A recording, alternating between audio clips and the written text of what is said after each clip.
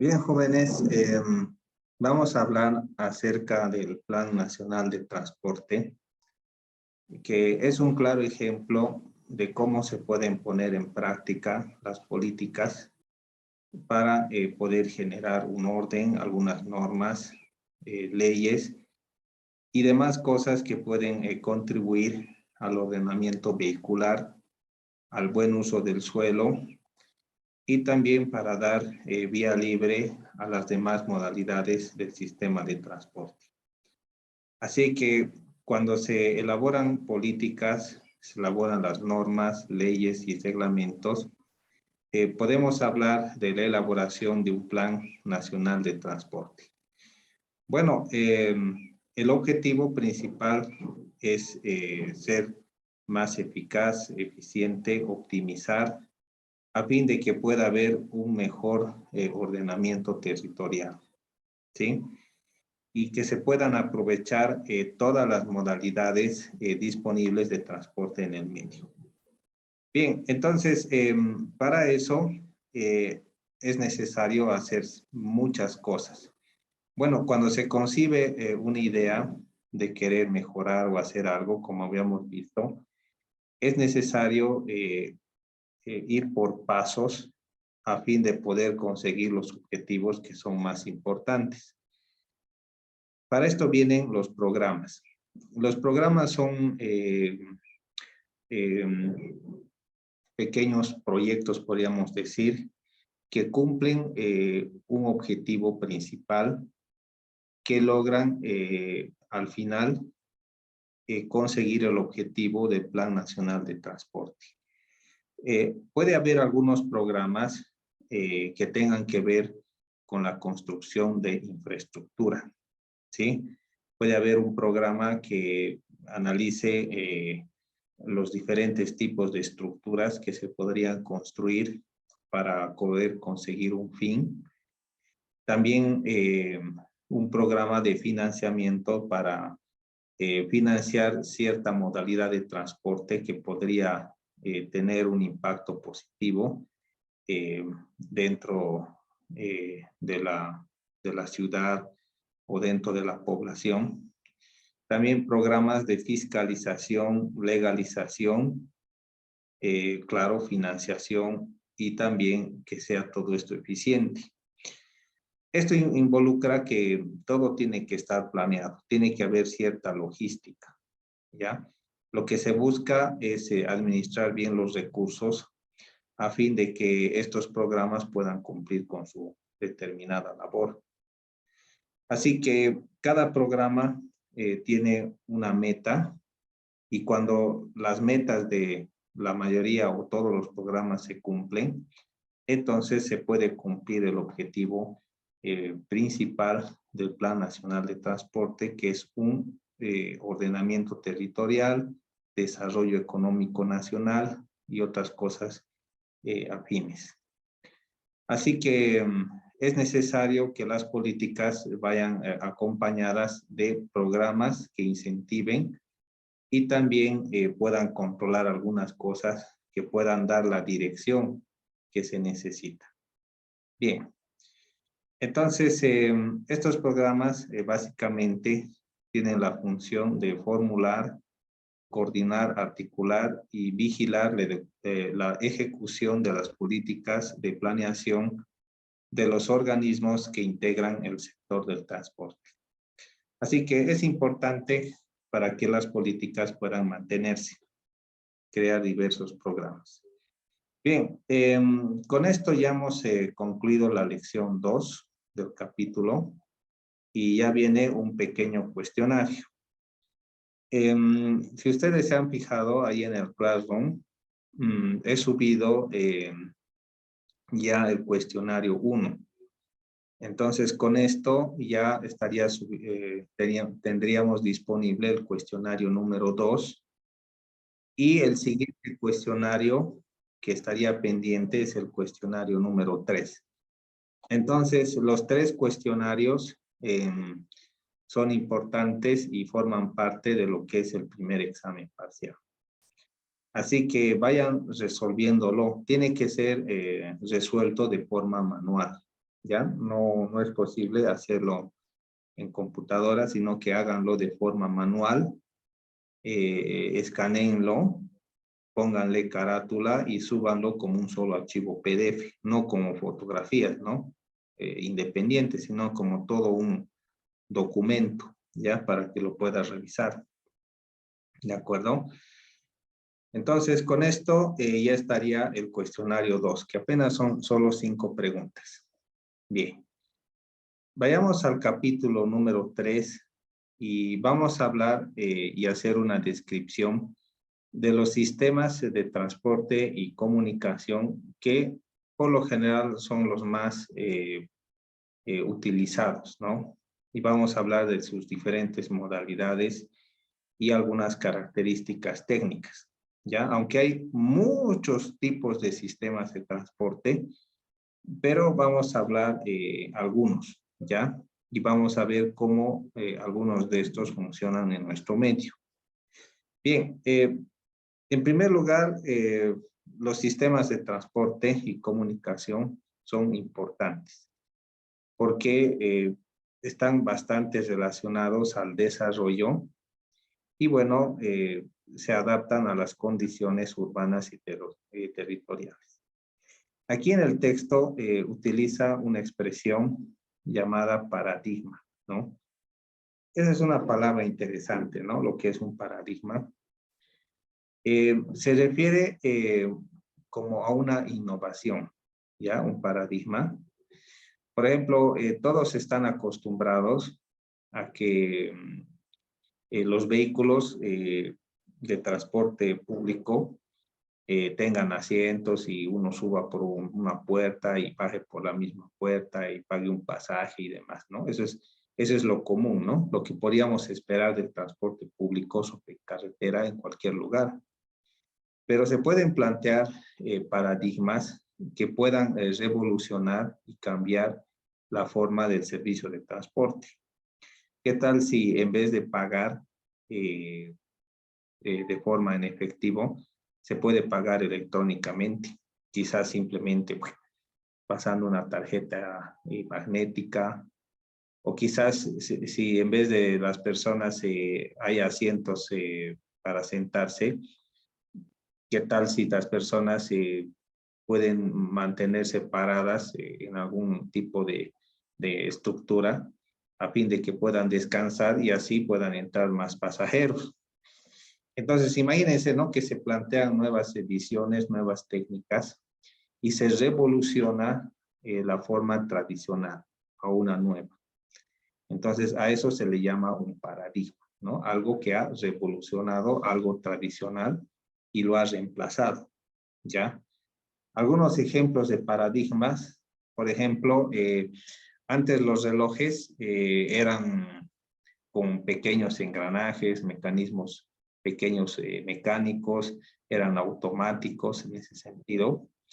Pero, ¿por qué tienen que ser así siempre los relojes? Pues han aparecido ya relojes electrónicos o hasta computarizados.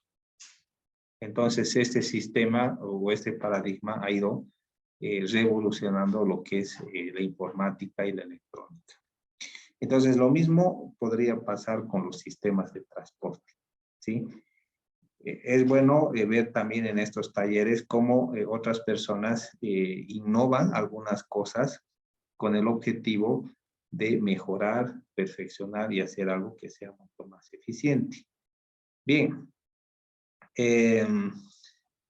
Entonces, vamos a ver algunas características de algunos sistemas de transporte. Hablemos de la clasificación de los transportes, ¿ya? Existen sistemas de transporte que únicamente están pensados o ideados para lo que es la carga, ¿ya? Trasladar mercancías y carga, ¿no? Si ponemos algunos ejemplos de algunos transportes que únicamente sirven para lo que es la carga, ¿qué podríamos decir? ¿Qué ejemplo podríamos poner? Un medio de transporte que únicamente sirve para carga. A ver, ¿qué se les ocurre?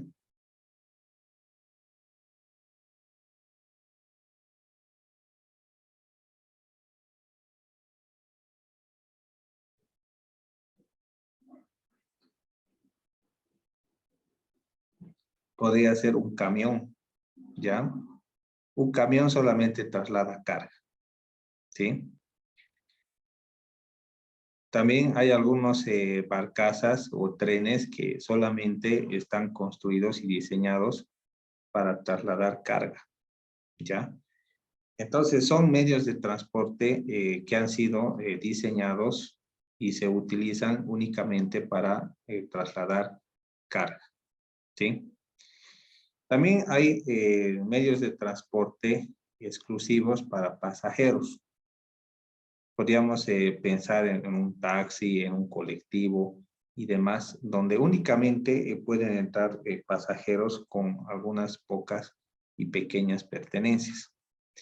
Pero quizás la finalidad o el objetivo principal de estos transportes es el poder transportar pasajeros, ¿no?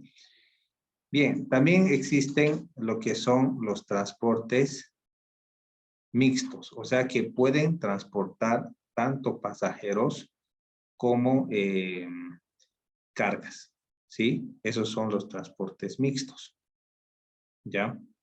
Entonces, por lo general, muchas veces cuando hay estos transportes, son los que más hay, ¿ya? Son los que más aparecen, porque se considera que son bastante prácticos. Especialmente, hablemos de un tren o una flota, dan la oportunidad a las personas de transportar algunas cargas y también al mismo tiempo se pueden transportar ellos. Así que tanto el transporte de cargas, transporte de pasajeros y el transporte mixto es algo común que se utiliza en nuestro medio. Bien, hablemos ahora desde el punto de vista de su naturaleza, ¿no? Están los transportes públicos, ¿ya? Eso significa que son transportes que cumplen una función y están disponibles para las personas, para que puedan cumplir con sus tareas y puedan ayudarlos a cumplir con sus objetivos y planes, ¿no? Que tienen a diario. Entonces, el transporte público es importante, ¿sí? Entonces, se adapta a las condiciones sociales y económicas y también de acuerdo a las políticas que se establecen en una población. O sea que el transporte público es importante y es esencial para todo estilo de vida, ¿no? Bien, después hay otro tipo de transporte. Vamos a ver lo que es el transporte masivo, ¿ya? Entonces, la idea del transporte masivo es poder transportar gran cantidad de cosas al mismo tiempo. Esto tiene una ventaja porque si se logran transportar muchas cosas en poco tiempo o en una sola vez, entonces el costo del transporte por producto es bastante reducido, si es que los productos son abundantes.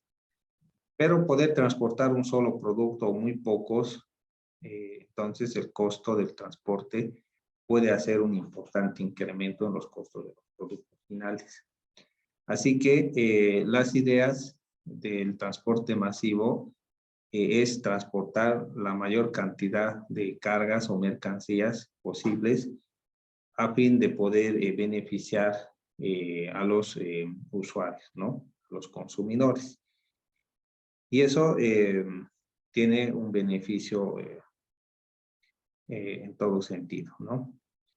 Bien, otro sería el transporte selectivo, ¿ya? Entonces, eso da la opción de que una persona pueda elegir qué es lo que quiere, ¿ya?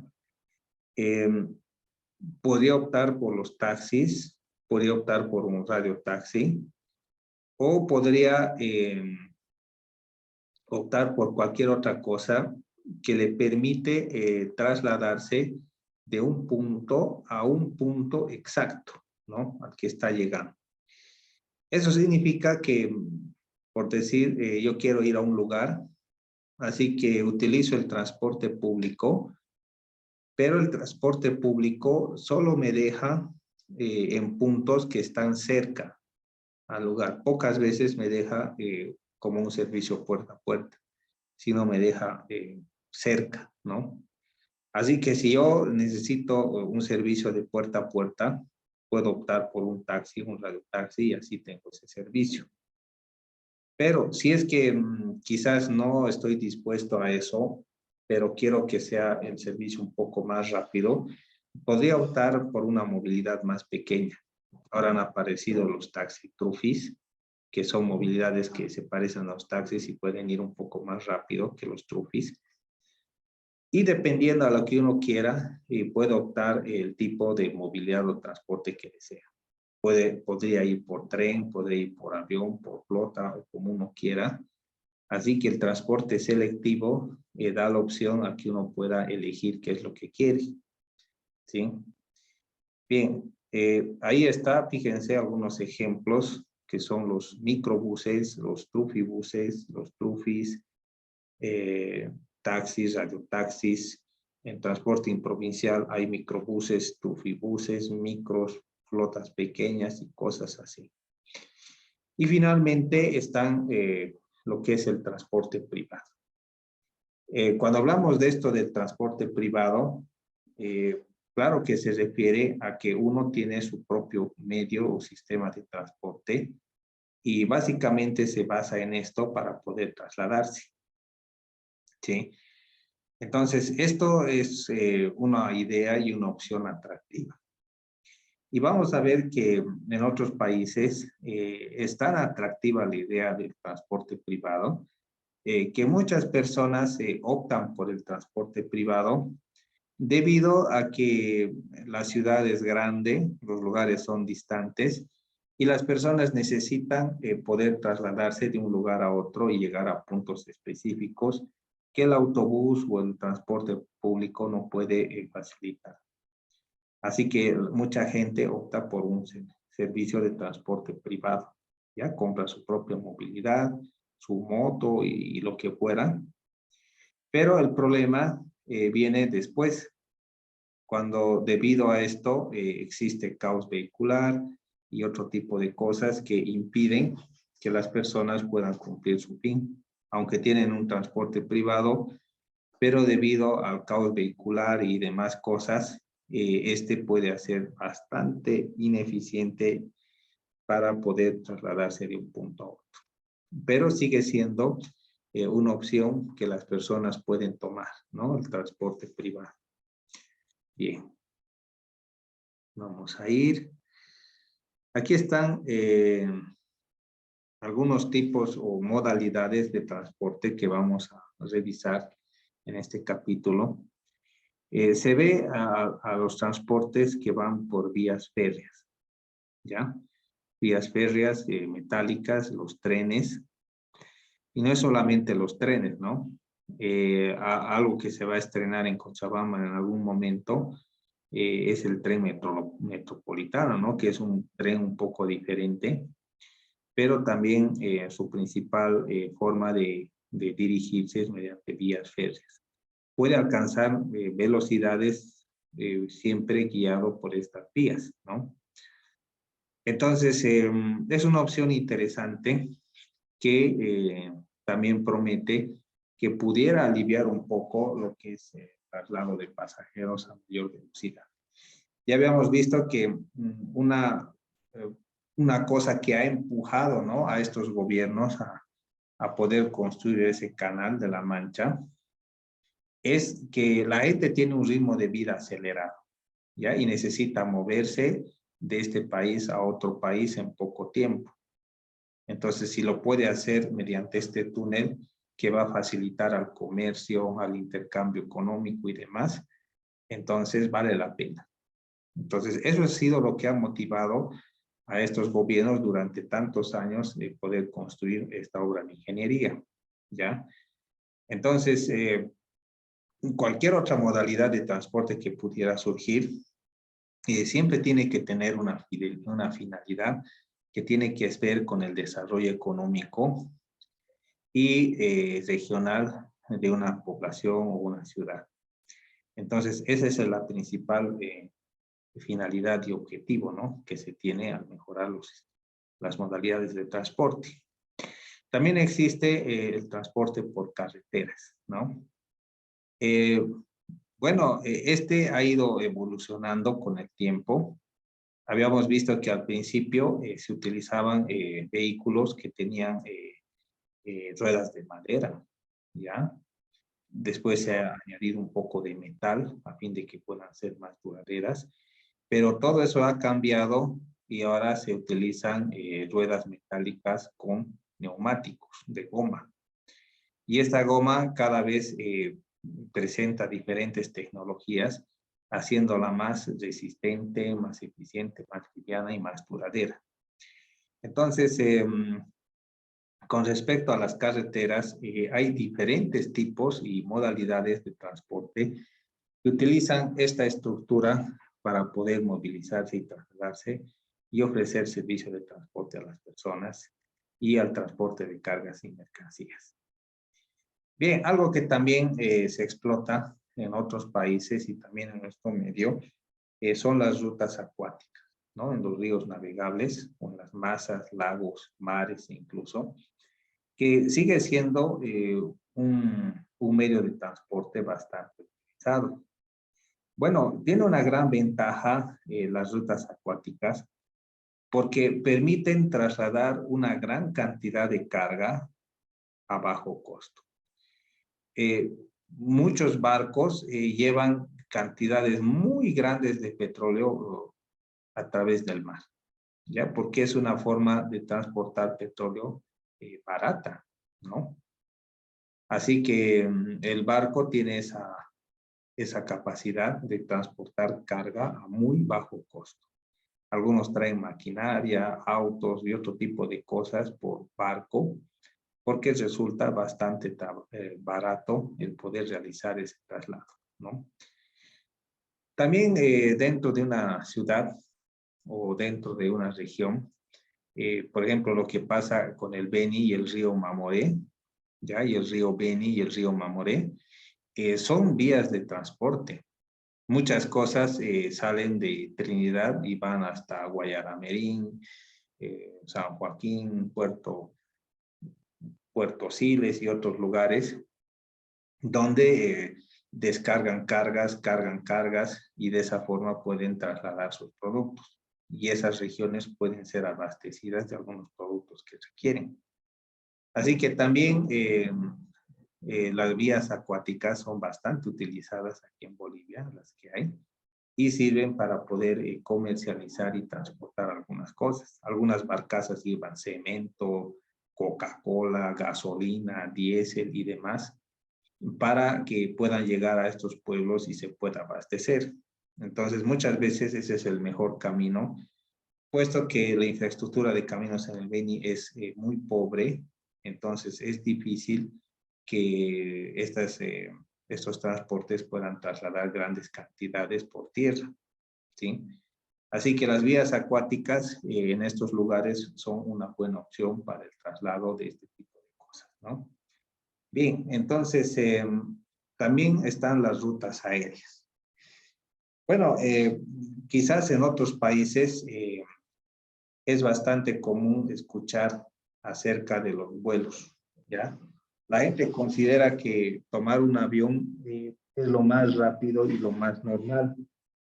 Y también en este tiempo ya el asunto de la aviación y los viajes en avión se hacen bastante comunes porque los precios ya se hacen más accesibles de tal forma que muchas personas pueden pagarlo, ¿ya? Y es bastante práctico por el asunto del tiempo. Si uno va a viajar, por decir, en flota a Santa Cruz, puede tardar hasta más de 12 horas, ¿no? Pero si va por avión, a lo mucho tarda media hora, el viaje o 45 minutos, ¿ya? Entonces el tiempo es bastante corto, ¿ya? Lo mismo a La Paz, incluso a otros países. Así que también existen rutas aéreas, así como hay carreteras, hay rutas o direcciones en las cuales los aviones se orientan y pueden viajar hacia otros destinos. ¿Sí? Más adelante vamos a ver acerca de las rutas aéreas en nuestro país. Y también, por otra parte, otra forma de transporte son los conductos, ¿ya? Esto pueden ser poliductos, pueden ser oleoductos, donde se transporta crudo o algunos derivados. Entonces, para que se pueda transportar estos hidrocarburos a través de tuberías, se bombea por tuberías desde una estación de bombeo varios kilómetros hasta que llega con poca fuerza a otra estación de bombeo. Entonces, esto se almacena en un tanque que lo vuelve a cargar de presión y lo vuelve a impulsar, y así puede viajar hasta otra estación y otra estación hasta finalmente llegar a su destino. Entonces, los conductos siempre sirven para poder transportar en gran cantidad, ¿no? Puede ser gasolina, diésel, petróleo, gas y demás cosas, ¿no? Los gasoductos también comprimen el gas y lo largan a presión para que éste pueda transportarse rápidamente y llegar a su destino, hasta otra estación de bombeo donde otra vez es comprimido y disparado por las tuberías, y así el gas va viajando. Ya necesita compresión para que pueda viajar, ¿no? Y en su lugar de destino es recibido y es calculado la presión, ¿no? Y los volúmenes que se van recibiendo. Así que los conductos también son otra forma importante de transporte que se utiliza en nuestro medio. Bien, también están lo que son las bandas transportadoras, ¿no? Entonces, si nos imaginamos una gran empresa que tiene diferentes departamentos, por decir, producen cerámica, cemento o cualquier otro material, hay diferentes departamentos que realizan ciertos trabajos. Quizás algunos se encargan de la molienda, se encargan del mezclado, otros se encargan de la cocción, y después de la cocción viene a lo que es las obras de arte, donde se pinta, se barniza o se hace algo, y hay la zona de despachos, donde este material se empaca para ser despachado a su destino final. Entonces, imagínense si para trasladar de un departamento a otro o de un garaje a otro garaje se utilizaran personas. Entonces las personas tendrían que uno trasladarlo a pie o agarrar una carretilla y trasladar, o se perdería mucho tiempo y sería muy costoso. Pero las cintas transportadoras pueden de forma autónoma transportar estos productos a los diferentes departamentos para que estos puedan ser procesados y también puedan ser utilizados de acuerdo a la especialidad que tiene el departamento. Así que es importante que podamos conocer esta opción de los transportadores, porque también resulta ser una forma de transporte bastante eficiente, ¿no? Que se utiliza. Bien, entonces estos son simplemente algunas ideas, pero pudieran haber muchas más, ¿ya? Los paradigmas nos ayudan a poder concebir e idear nuevas formas de transporte que se podrían aplicar y podrían producir algunos buenos resultados. Así que es algo que más adelante vamos a ir hablando, ¿no? Y a medida que vayamos viendo los talleres, que son varios, vamos a ver nuevas ideas del sistema de transporte que algunos países emplean, ¿no? En sus lugares. Bien. Hablemos acerca de las vías de comunicación, ¿sí? Esto se refiere a la infraestructura, ¿ya? Y vamos a tratar de hablar de algunos campos donde el tipo de infraestructura que nuestro país tiene para cierta modalidad de transporte.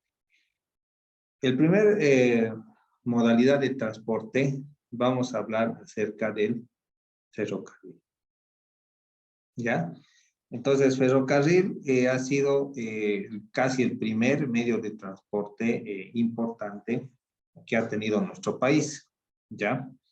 Así que a partir de eso, se ha empezado a desarrollar hasta cierto punto y se han establecido algunas redes fundamentales donde circula el ferrocarril, ¿ya? Entonces, aunque en algunos departamentos no hay ferrocarril, pero sí en otros hay, ¿sí? Todavía sigue siendo, generando competencia.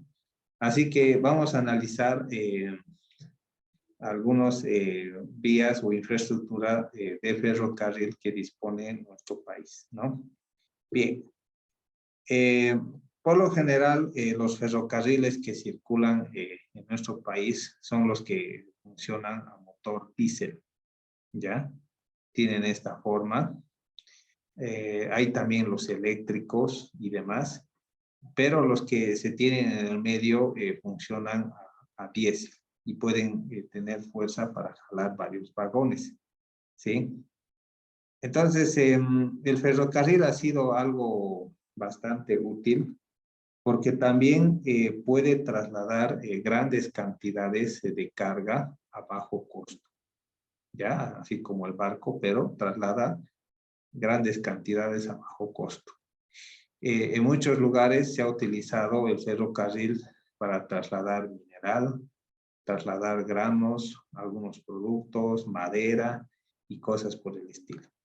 Cosa que por carretera podría haber sido difícil o bastante costoso trasladar. Pero en este sentido, el ferrocarril ha sido importante, ¿no? Para poder cumplir este fin. Vamos a ir viendo un poco más. El ferrocarril no solamente necesita vías, sino que necesita una mayor estructura, infraestructura. Porque las vías tienen que cumplir ciertos requisitos. Tienen pendientes máximas, ¿ya? No pueden tener pendientes más que el 5%, ¿ya? Más o menos 5%. Y también las vías, por lo general, tienen que mantenerse rectas, ¿no? Y tienen que evitarse mucho los, ¿cómo se llama esto? Los peraltes, ¿no? Peraltes hasta de 5% pueden ser permitidos. Entonces, el alineamiento y el trazado geométrico es más estricto.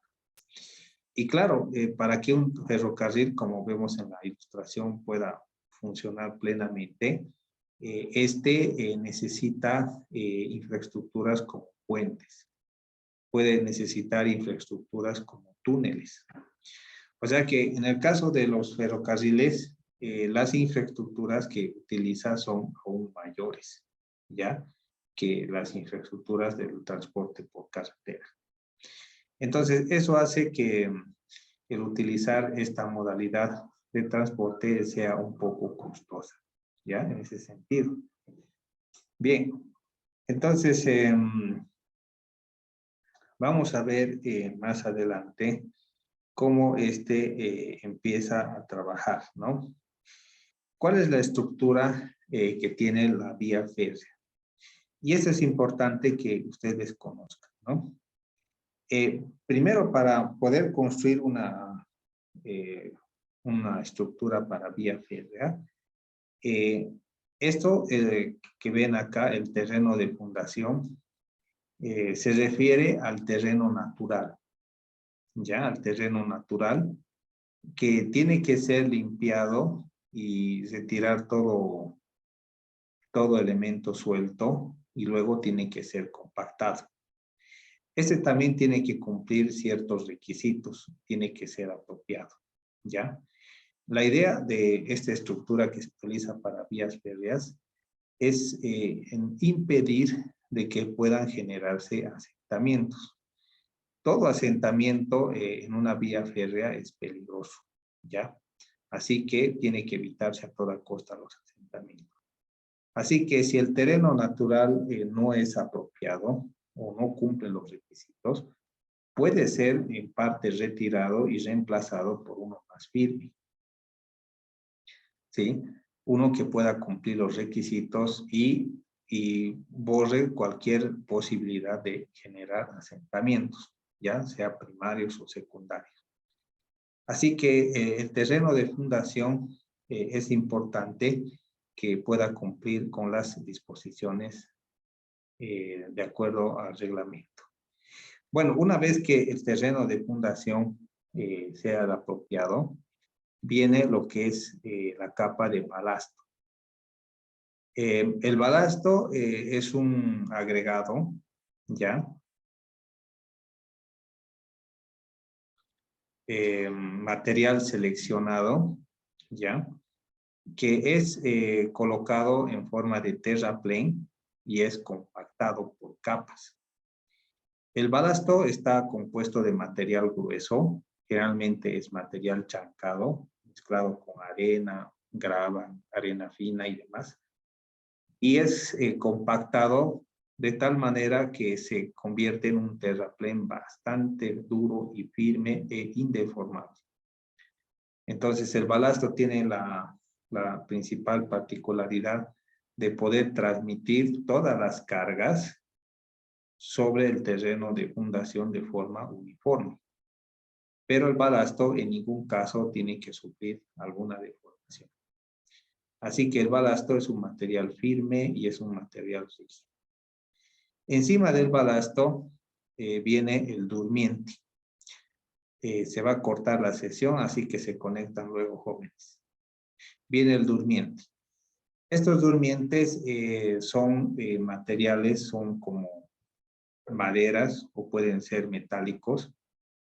Se utilizan maderas diferentes, muy duras, como el quebracho y maderas parecidas, y son colocadas sobre el balasto y tienen la principal función de transmitir las cargas de las rieles sobre el balasto.